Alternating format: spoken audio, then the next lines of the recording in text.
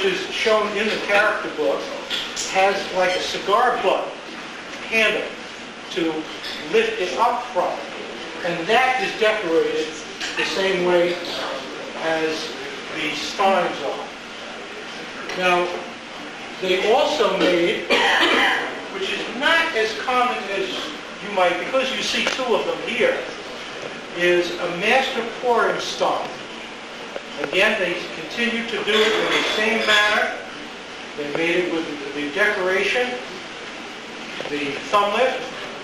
Now, they also made quite a number of pouring pitchers. Now, when they made the pitchers, how do you think the pitchers were decorated? Same as the mugs. Exactly. So, even with the lids, new lids made. I say new lids because one of the restorers in the early 70s had made quite a number of lids, and the mugs were able to be purchased for anywhere $5 to $10 at that time to put a lid on it, and it became a $75 to $100 piece at the time. So that is what you have found on a number of cases. This is a completely different type, and it's the only one I know. I know the collection it came from, I know the person who did it and why they did it. It's the only one you'll ever see, I think, with a pewter rim. But something that this also did on a mug, you have knocks on one side, you call it, and on the other side you have one of the figures we were talking about. But they did something very interesting with the figures on the mugs. Now on this stein, there would be a P on the chest, which could stand for either Princeton or the University of Pennsylvania. They made them for both. However, what they would do is, notice the P has been painted over, and it just, very often they would use this type of figure and use either a pennant or some sort of advertising like the auto head on the other side. Now, the way these were manufactured, you will find that two things very, very often happen. Number one, the lid chips. When you see a sign and you say the lid repaired, the chip repairs, this is normal. To find one perfect is very difficult because the banging very easily forms chips. And anybody that's tried to repair one of these footballs probably ran into a little bit of difficulty because, believe it or not, there are little black specks. You can't just match the color. There are little black specks all around it. But the other thing, as you will notice on many of these, that the handle and the bases, the coloring is worn off. Now, the reason you find this is the norm rather than the exception, because these were cold fired. Now, you can help me a little more about firing. Does cold firing mean it was not fired at all, it was just painted on? Cold firing is a misnomer. It just means it was hand painted. These were muffle fired, which is very low firing in the kiln, and it doesn't fuse well to the body and wears easy.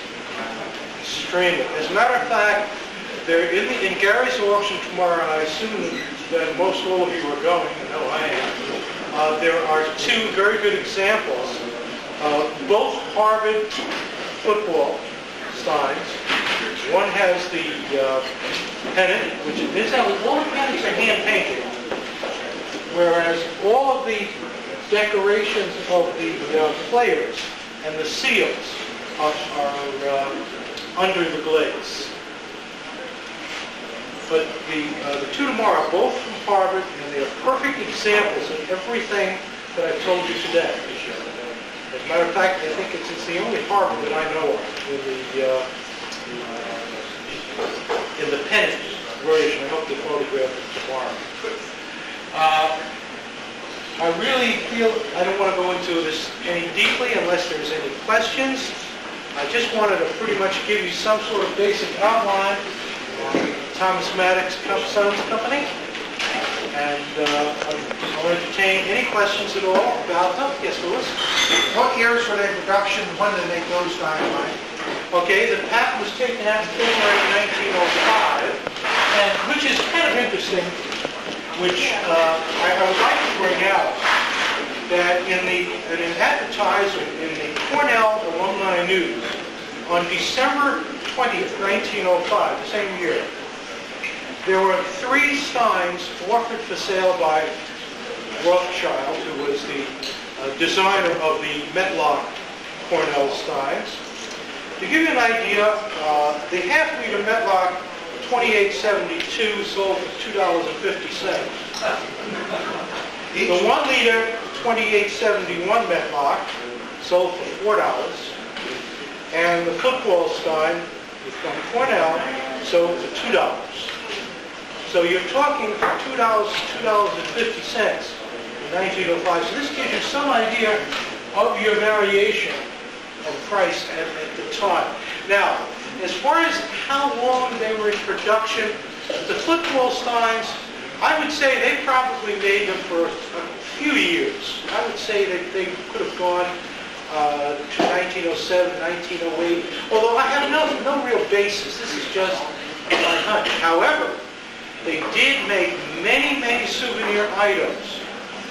I personally own a few pieces at home. I have a picture, a Masonic picture that was dated 1915 that I picked up at a garage sale because it had been made by Thomas Maddox.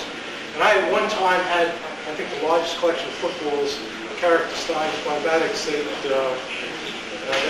was around. And my wife adopted it. She loves it. Every time she has the women over, she serves coffee and cake. She fills up the pitcher with it. So mostly you'll find an awful lot of souvenir items made through the teens. But the footballs, I would say, 1905 was the big year. 1906, 1907, maybe. But there's no dates that I can, or no ads that I've seen other than this particular one to be able to give you any definite confirmation on that. That's just my personal guess. Mike? Yeah. The pewter, was that molded here in the United States and also attached to the United States? Yes. Made in Germany? Yes, I don't know who did it. I assume that there were so many companies at the time in Trenton, New Jersey, that had pewter work done. That I'm sure there were pewterers in that era, and they, in the area. Les, you know any? There's a German pottery version with the same type of decoration on the bases. I don't want to go to the Germans because they're very good. I'm wondering if the Americans follow the Germans or if the Germans follow the Americans. It's too much of a coincidence that the bases are the same. One had a copy of the other.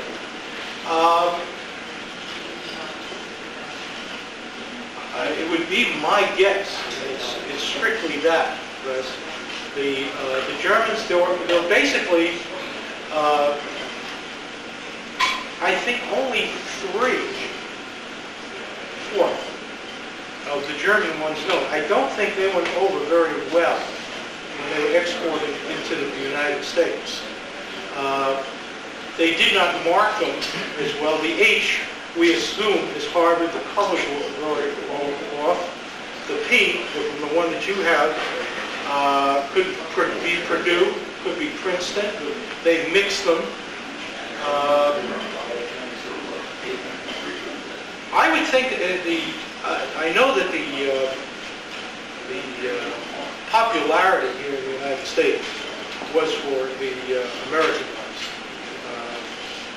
I wish I could come across more of the German ones. As a matter of fact, I have one on my shelf that I got from Louis Foster. I won't part with. Thanks for the last football stuff I had. Yeah. Why would the Germans make a football thing? That's an American. Money. No, it's an American. Why would they They make it? export it here then? Absolutely. Absolutely.